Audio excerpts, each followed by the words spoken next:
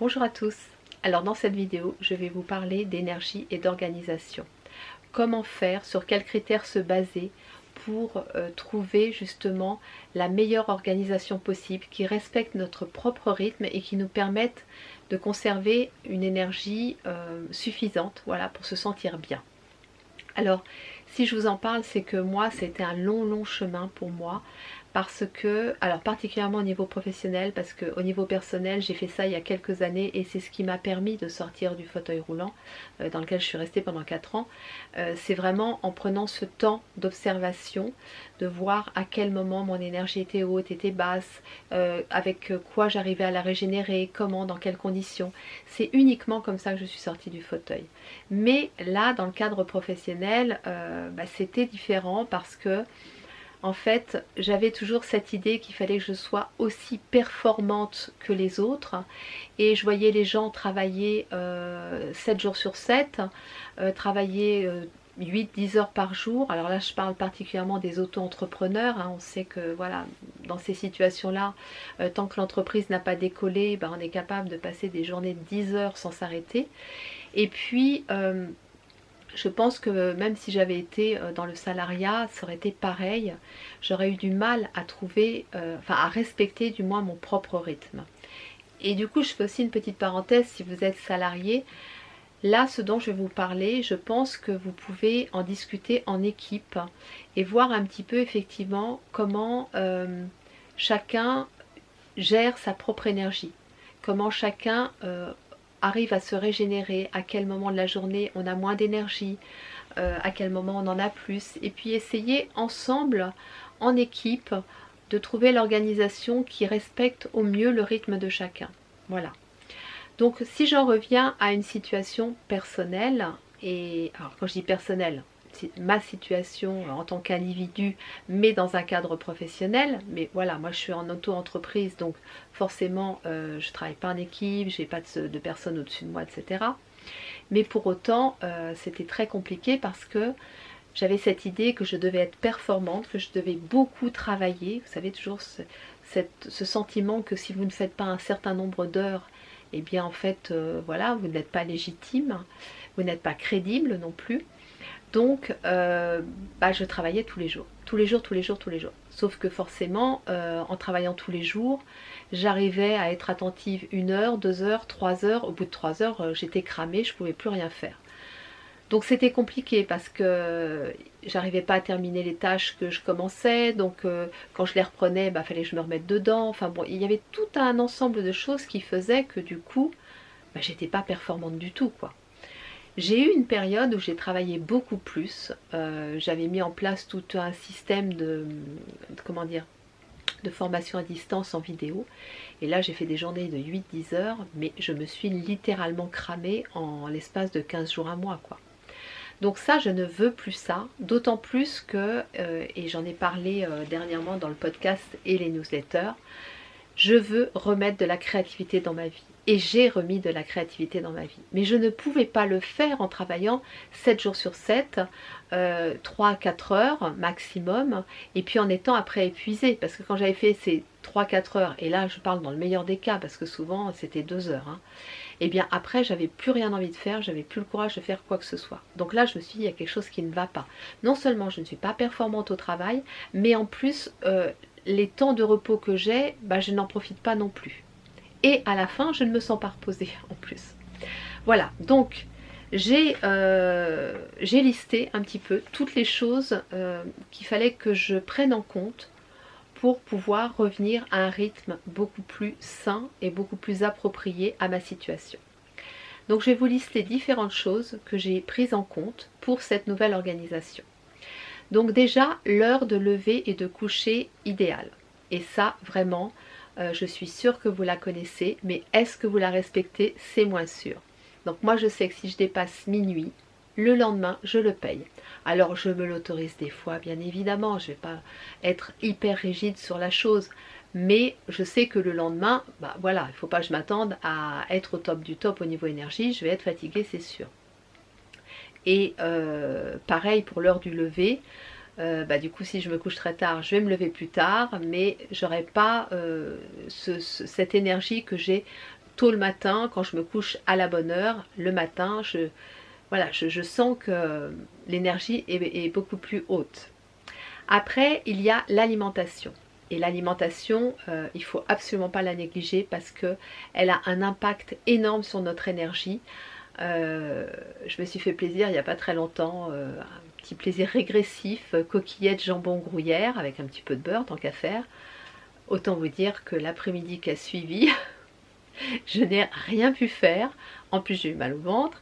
Voilà, tout ça pour dire que c'est important de voir les aliments qui vous redonnent de l'énergie et ceux qui vont vous en faire perdre. Alors ça ne veut pas dire que vous n'avez plus le droit de manger des petites coquillettes aux gruyères avec du jambon. Ça veut juste dire que si vous le faites, eh bien vous n'allez pas le faire un jour où vous avez prévu, je ne sais pas moi, un rendez-vous, des consultations. Si vous avez plein de consultations avec des clients, ne mangez pas le petit plat de coquillettes le midi, quoi, parce que sinon l'après-midi ça va être compliqué. Voilà, donc la fréquence des repas, les quantités et le type d'aliments, et bien ça, oui, ça va réellement influencer votre énergie. Après, il y a les pauses, le nombre et le type de pauses qui sont nécessaires pour vous. Chacun d'entre nous a besoin de pauses dans la journée. Vous en faites quand vous roulez en voiture et vous en faites pour la voiture, et bien faites-en aussi pour vous. C'est vraiment super important. Il y a eu une époque où, quand j'avais des jeunes enfants, donc la maladie commençait à se réveiller, donc je fatiguais beaucoup plus vite. Et j'étais vraiment dans cette croyance qu'il fallait que je fasse tout avant de m'asseoir, parce que si je m'assois, je ne me relèverais pas. J'avais vraiment l'impression qu'au moment où j'allais me poser, c'était fini, je ne pouvais pas me relever. Donc j'étais là, je forçais jusqu'à 20h, 20h30. Et après, mais vraiment, je m'écroulais et j'étais pleine de douleur. Et un jour, je me suis dit, je vais essayer autre chose. À 18h, donc les enfants étaient jeunes, mais j'arrivais à les occuper, ils prenaient un livre ou ils étaient dans le bain ou je ne sais pas quoi. Je prenais un quart d'heure de pause. C'était vraiment pas grand chose. Un quart d'heure où je m'allongeais et puis je faisais une petite séance de sophrologie. Je fermais les yeux. Mais je vous assure que ça changeait tout. Ça changeait tout parce que ça me redonnait de l'énergie pour la deuxième partie de soirée. Et quand je me couchais, j'avais beaucoup moins de douleur. Et à partir de ce moment-là, j'ai compris que je pouvais, même simplement en m'asseyant, en ouvrant la fenêtre, en respirant, en allant dehors, en lisant, en méditant, en faisant des petites méditations courtes, il y en a plein sur YouTube, des petites séances de sophrologie courtes aussi, en faisant ce qu'on appelle un scan corporel, donc on scanne toutes les parties du corps. Et voilà, et il y a plein de choses comme ça qui peuvent vous faire du bien en très peu de temps et vous redonner de l'énergie.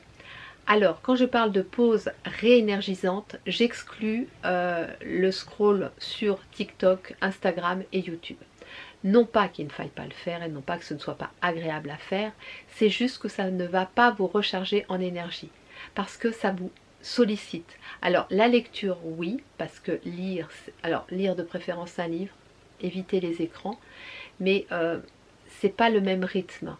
Quand vous regardez des stories, quand vous regardez des vidéos sur TikTok ou sur YouTube, c'est un rythme très rapide. Et donc ça stimule le cerveau et le cerveau ne se repose pas. Et le reste du corps non plus. Donc voilà.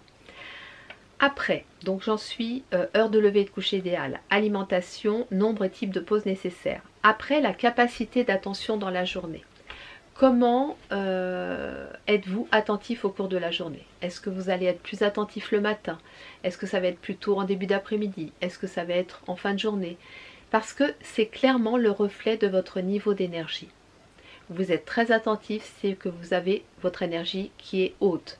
Vous n'êtes plus attentif, l'énergie est basse. Donc ça va vous permettre de créer une sorte de courbe et de vous dire, ah là, ok, là j'ai de l'énergie, donc là je vais pouvoir être performante. Là j'en ai moins, donc j'oublie. Peut-être que c'est à ce moment-là, quand j'ai moins d'énergie, moins d'attention, qu'il faut que je fasse ma pause. Donc vous voyez, on commence à construire un petit peu les choses là, à assembler les pièces du puzzle pour arriver à un résultat optimal pour nous. Après, le rythme dans la semaine. Donc pareil, comment se passe ma semaine? Est-ce que je sens qu'en début de semaine, je suis à fond, j'ai plein d'énergie, j'ai bien profité de mon week-end et je redémarre sur les chapeaux de roue? Ou est-ce qu'au contraire, j'ai besoin le lundi matin de démarrer tranquillement, de me remettre dans le rythme du travail? Comment je gère la semaine en fait? jour par jour tout au long de la semaine. Et pareil, vous pouvez faire une courbe. Et là, vous allez voir aussi que peut-être que si vous êtes auto-entrepreneur, si comme moi l'énergie est haute en début de semaine, bah, vous mettez les tâches qui demandent beaucoup d'attention. Et puis en fin de semaine, plutôt les tâches plus cool. Si vous êtes salarié et si vous pouvez en discuter en équipe, de la même façon, voilà, dites, bah tiens, dans une équipe, un tel, il est au top en début de semaine, bah peut-être que lui, il peut gérer telle et telle chose. Par contre, un tel, c'est plutôt fin de semaine, bah à ce moment-là, il va prendre le relais de la première personne. C'est vraiment intéressant, je trouve, de travailler sur tous ces critères-là et de voir comment on peut, en tenant compte de chacun, eh bien, optimiser son organisation et son rythme de vie. Après, donc après le rythme tout au long de la semaine, il y a aussi la capacité d'attention sur une même tâche. Donc, vous avez une tâche. Comment ça se passe? Est-ce que de la même façon, il vous faut un certain temps pour rentrer dans le projet, dans le travail, dans la tâche? Ou est-ce que non, vous rentrez d'emblée, direct? Par contre, au bout d'une heure ou deux, c'est fini, vous en avez marre. Est-ce que vous vous lassez vite? Ou est-ce que vous êtes capable de faire la même chose toute une journée? Tout ça, c'est super important. Je vais vous prendre un exemple très, très précis. Moi, j'ai placé par exemple la newsletter, je la fais soit le lundi, soit le mardi, puisque je travaille maintenant, à partir de maintenant, le lundi et le mardi toute la journée. Donc je sais que la newsletter, elle me prend une journée complète. Mais j'ai horreur de faire la même tâche sur une longue durée.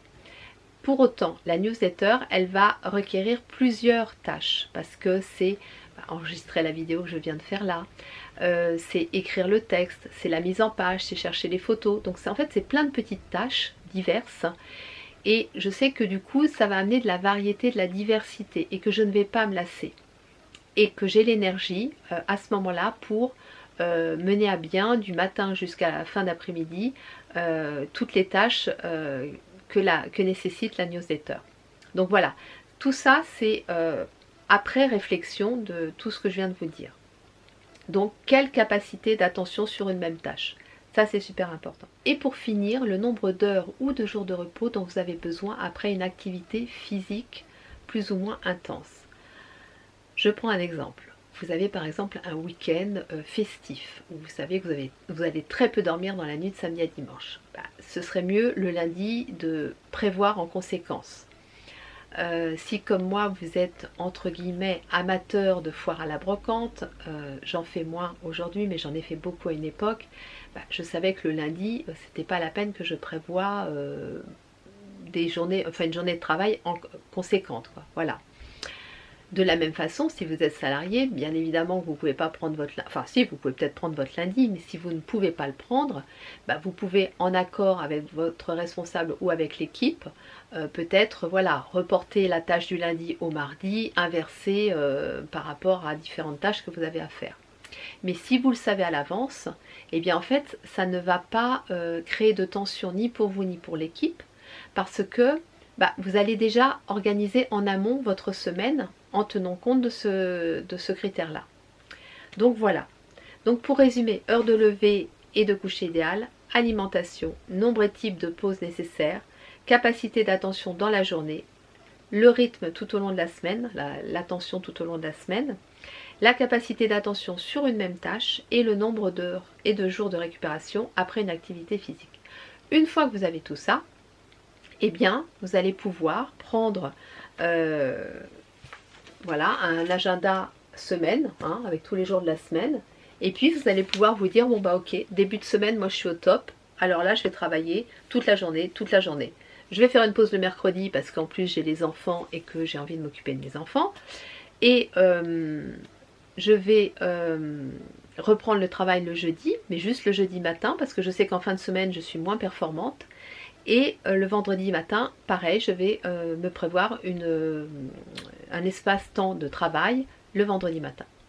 Voilà. Et là, je viens de vous donner en fait mon nouvel emploi du temps, ma nouvelle organisation, où effectivement, je travaille le lundi toute la journée, le mardi toute la journée, le jeudi matin, le vendredi matin. Je ne vous cache pas que quand, à la suite de toute mon analyse et mon observation, j'en ai conclu ça, je me suis dit, ouh là là là là. est-ce que vraiment ça va être viable, parce qu'au final ça ne fait que 3 jours par semaine, et donc ça fait, bon, avec des mois à 30 jours, on arrive à peu près à 15 jours de travail, quoi. 12, 13, 14, 15 jours de travail. Et puis en fait ce que j'ai fait, c'est que j'ai listé, voilà, j'ai listé toutes les tâches professionnelles que j'ai à faire en un mois, et j'ai mis à côté, j'ai évalué le temps, hein, le temps que je passe à chaque tâche. Et en fait je me suis rendu compte que oui, si je m'organise bien, si je ne perds pas de temps parce que je suis en énergie basse, que je suis fatiguée, que je suis en force, vous savez, il y avait des fois, je disais allez, il faut que tu le fasses, il faut que tu finisses, et puis j'étais fatiguée, et puis j'y arrivais pas, et du coup ça prenait un temps infini. Mais si je suis vraiment dans une énergie haute, en fait ça va très vite. Toutes les tâches que j'ai à faire, elles sont beaucoup plus rapides que je ne l'imaginais, et ça fonctionne. Voilà, la bonne nouvelle, et c'est ce que je voulais vous dire, c'est que je le teste là depuis plusieurs semaines et ça fonctionne super bien. C'est un vrai bonheur parce que les phases de travail, je suis bien, je suis performante, efficace, je prends beaucoup de plaisir à faire ce que je fais parce que je suis dans une énergie haute, et puis que je vois que ça avance, quoi. Et puis en plus les idées fusent forcément parce que tout ça c'est lié. La créativité, elle est aussi liée à notre énergie. Si j'ai pas d'énergie, je vais être beaucoup moins créative. Donc ça c'est vraiment chouette. Et puis la dernière chose, c'est que j'ai enfin des jours de repos où je peux m'occuper de la maison, où je peux sortir, où je peux écrire, lire, faire des arts créatifs sans culpabiliser. Parce que c'est défini. C'est comme si vous êtes salarié et que vous ne travaillez pas le samedi et le dimanche, vous n'allez pas culpabiliser de ne pas travailler le samedi et le dimanche, puisque de toute façon c'est établi. Et bien là, voilà, c'est établi, j'ai établi que je ne travaillais pas le mercredi, ni le jeudi après-midi, ni le vendredi après-midi, ni le samedi, ni le dimanche. Et vraiment, ça m'a libérée d'une charge mentale, je n'imaginais pas que ça me pesait à ce point. D'être dans une organisation approximative et de ne pas respecter mon rythme comme je le souhaitais. Donc voilà, j'espère que cette vidéo vous donnera des idées, vous donnera envie à votre tour de tester ça.